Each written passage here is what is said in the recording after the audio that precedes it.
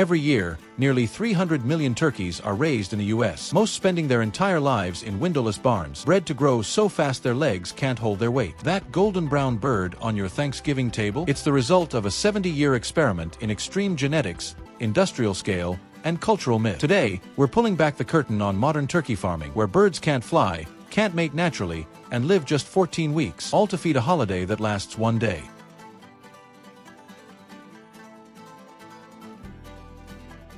Wild turkeys once thrived across North America. Nimble, wary birds that roamed forests in flocks, roost in tall trees, and evaded predators with sharp eyes and quick flight. Benjamin Franklin even argued they'd make a better national symbol than the bald eagle. But by the early 1900s, wild turkeys had all but vanished, hunted to near extinction, their forests cleared for farms and cities. Fewer than 30,000 remained, clinging to remote pockets of Appalachia and the Southwest. Then came the factory. After World War II, as demand for cheap, consistent meat exploded, poultry scientists turned their attention to turkeys. The goal: create a bird with more breast meat, faster growth, and lower feed costs, perfect for the emerging frozen dinner and holiday markets. The result was the broad-breasted white, a turkey so top-heavy with breast meat it can't walk properly, let alone fly or mate. Its legs splay under its weight. Its heart struggles to keep up with its rapid growth. And it lives just 12 to 14 weeks before slaughter, less than a third of a wild turkey's lifespan. This bird became the industry standard. Today, over 99% of U.S. turkeys are broad-breasted whites. They're raised in massive, climate-controlled barns,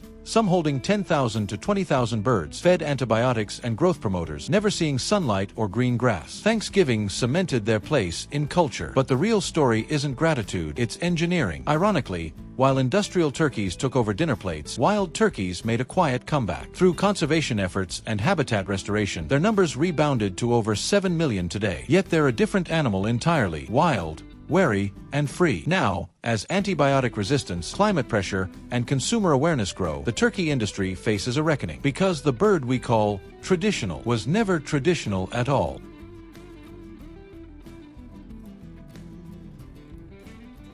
The life of a modern turkey in the U.S. is short, controlled, and optimized for one thing: maximum breast meat in minimum time. It begins in a hatchery, where fertilized eggs, sourced from specialized breeder flocks, are incubated for 28 days. But here's the catch: broad-breasted whites can't mate naturally. Their bodies are too large, their legs too weak. So every single turkey you eat is the product of artificial insemination, a labor-intensive process where workers manually collect semen from toms and inject it into hens. Within hours of hatching, poults, baby turkeys, are sorted, vaccinated, and shipped to contract grower farms. There, they're placed in long, windowless barns, some over 600 feet long, holding up to 20,000 birds. The lights stay on nearly 24/7 to encourage constant eating. The floor is covered in wood shavings, which quickly become saturated with manure and ammonia. Their feed, corn, soy, vitamins, and often low-dose antibiotics, is delivered automatically. Water flows from nipple lines. No trees to roost in. No insects to peck. Just growth. By week 14, most are ready for slaughter. They've ballooned from 60 grams to over 40 pounds, a pace so extreme that many suffer from joint pain,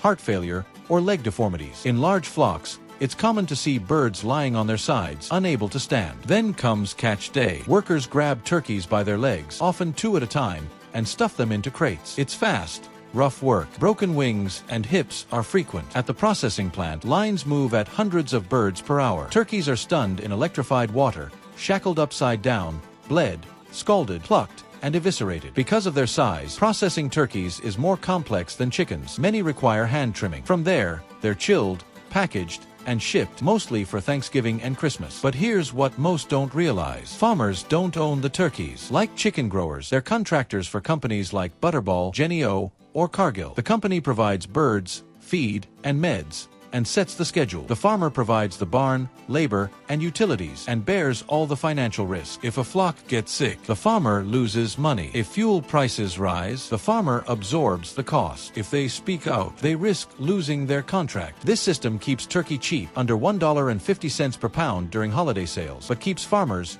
birds, and consumers in the dark. Yet, alternatives exist. Heritage turkey breeds, like bourbon reds or Narragansetts, grow slowly, mate naturally, and live 5 to 7 years. They cost $8.12 per pound and are raised on pasture by small farms. But they make up less than 0.1% of the market, because as long as we expect a 20-pound bird $4.30, the industrial machine has no reason to change.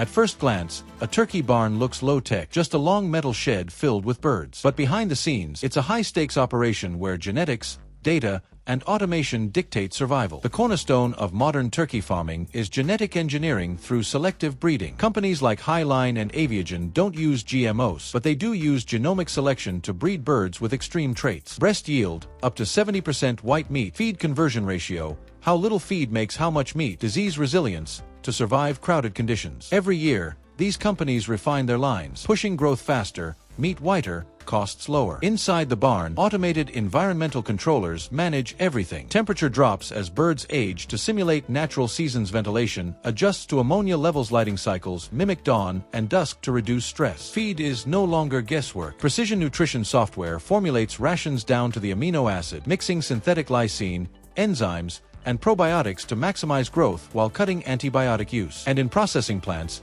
AI-powered vision systems now scan every carcass for defects, fat coverage, and yield, sorting birds into exact product categories in milliseconds. Robotics handle evisceration and deboning with speed no human can match. But the real innovation isn't just about efficiency, it's about damage control. With avian flu becoming endemic, farms now use on-farm PCR testing to detect viruses in hours. Biosecurity has gone high-tech, footbaths with sensors, air filtration systems, and drone surveillance to keep wild birds away. Meanwhile, blockchain traceability is creeping in. Scan a QR code on a Butterball package, and you might soon see the farm, flock number, and feed ingredients, though full transparency is still rare. Yet the most radical shift is happening outside the industrial system. Heritage turkey farmers are using low-stress handling, pasture rotation, and natural mating, proving turkeys can be raised ethically if we're willing to pay more. Some even use turkeys as pest control, letting them clear orchards of bugs and weeds. And in labs, cultivated turkey meat is in early development, though it's years from the market. All of this points to a split future. One path, faster,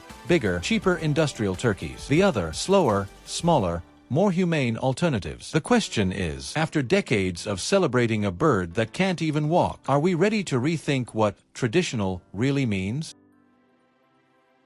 Turkey is often seen as the lighter holiday protein, leaner than ham, less controversial than beef. But behind that golden bird is a hidden environmental cost. Let's start with feed. Nearly all industrial turkeys eat a diet of corn and soy, crops tied to deforestation, fertilizer runoff, and soil degradation. Producing 1 pound of turkey requires about 500 gallons of water, mostly to grow that feed. Multiply that by 300 million birds, and the footprint adds up fast. Then there's manure. A single turkey produces over 3 pounds of waste per week. In a barn of 20,000 birds, that's 60,000 pounds of manure every 7 days, rich in nitrogen and phosphorus. Most is spread on fields as fertilizer, but when over-applied, it runs into rivers, fueling algal blooms and dead zones. In states like Minnesota and North Carolina, top turkey producers, poultry waste is a major water quality concern. Antibiotic use is another issue. While the FDA has restricted growth promotion antibiotics, disease prevention loopholes still allow routine low-dose use in crowded barns. This contributes to the rise of drug-resistant bacteria like Salmonella heidelberg, found in retail turkey and linked to human illness. And unlike beef or lamb, turkey has no meaningful carbon sequestration benefit. These birds don't graze on pasture or restore ecosystems. They're raised in confinement, disconnected from natural cycles. But the biggest sustainability threat is biological fragility. Because 99% of U.S. turkeys come from a single genetic line, the broad-breasted white, the entire industry is vulnerable to disease. Avian influenza has become a recurring crisis. In 2022 alone, 50 million U.S. birds, including 6 million turkeys, were culled to stop outbreaks. These mass killings disrupt supply chains, spike prices,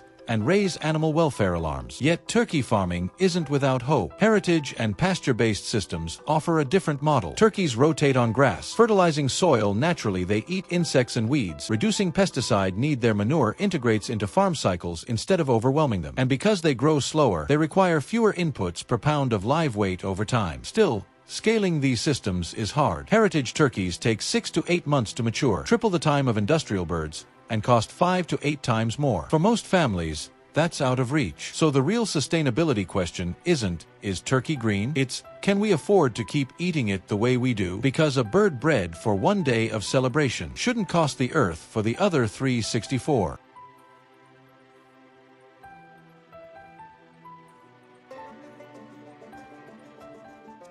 Turkey isn't just a bird, it's an American ritual. For over 70 years, the image of a golden brown turkey at the center of the Thanksgiving table has symbolized abundance, family, and gratitude. Grocery stores slash prices. Butterball runs 24/7 helplines. Presidents pardon a bird on live TV. But this tradition masks a complex reality. Economically, the U.S. turkey industry is worth over $6 billion a year, but it's dominated by just a few corporations. Butterball, owned by Maxwell Farms, Jennie-O, Hormel, and Cargill. Together, they control nearly 70% of the market. These companies own the genetics, the feed mills, the processing plants, and the contracts that bind farmers. And those farmers, they're often trapped. To raise turkeys, a grower must invest in massive, climate-controlled barns, costing $1 to $2 million, often financed through debt. Then they're paid based on weight gain and mortality rates. If a flock underperforms, even due to sick birds from the company, they lose money. Speaking out can mean losing their contract overnight. Meanwhile, processing plant workers, many of them immigrants or people of color, face grueling conditions. Line speeds, while slower than chicken, still demand repetitive,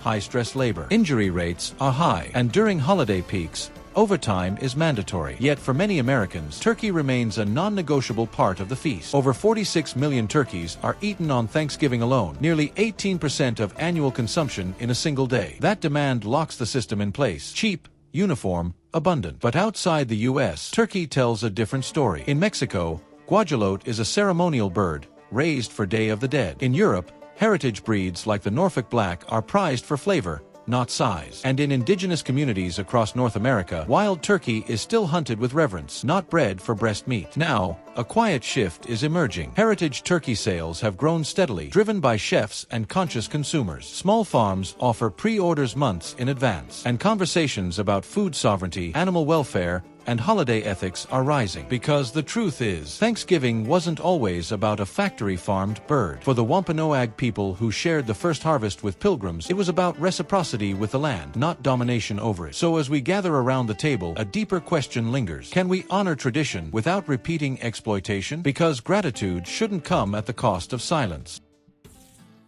The future of turkey farming is at a breaking point, and which path it takes will reveal what we truly value about food, tradition, and animals. On one side, the industrial model doubles down. Companies are investing in disease-resistant genetics, AI-driven barn monitoring, and vertical integration to keep turkeys cheap and abundant. Better labels, like no antibiotics or vegetarian fed, are rolled out to ease consumer guilt, even as birds remain in the same crowded, windowless barns. The goal: protect the Thanksgiving ritual at all costs. But cracks are widening. Avian flu is now endemic, forcing routine mass culls and driving up insurance costs. Consumer trust is eroding, especially among younger generations who question why a holiday bird can't even walk. And climate pressures make grain-intensive systems increasingly fragile. On the other side, a revival of diversity. Heritage turkey breeds, bourbon reds, Narragansetts, Royal Palms, are making a slow comeback. Small farms are raising them on pasture, letting them mate naturally, and selling directly to consumers willing to pay $8.12 per pound. Non-profits like the Livestock Conservancy are preserving genetic lines, calling them living heirlooms. Policy is shifting too. California's Prop 12 now requires more space for breeding turkeys. The USDA is funding pasture-based poultry research. And in tribal communities, efforts are growing to restore wild turkey populations as part of cultural and ecological healing. Then there's cellular agriculture. While still early, companies are exploring cultivated turkey meat, real muscle tissue grown from cells, with no slaughter,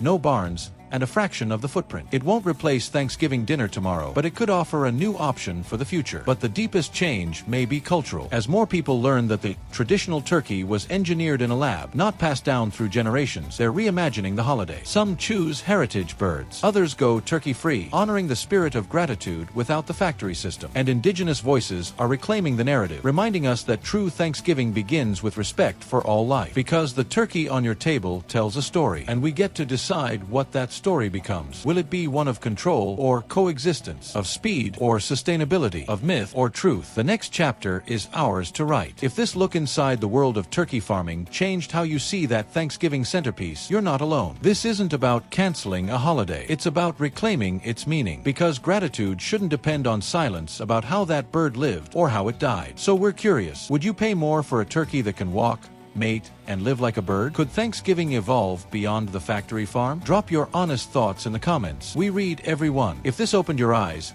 Do us a quick favor. Hit like, share this with someone who celebrates the holidays, and subscribe if you haven't already. We're on a mission to uncover how our food is really made, with honesty, depth, and respect. Next time, we turn to one of the most misunderstood animals in modern farming, rabbits. Once a wartime survival food, now hailed as the meat of the future, we'll explore how rabbits feed millions and why their quiet rise is raising big ethical questions. Stay curious, eat thoughtfully, and we'll see you in the next one.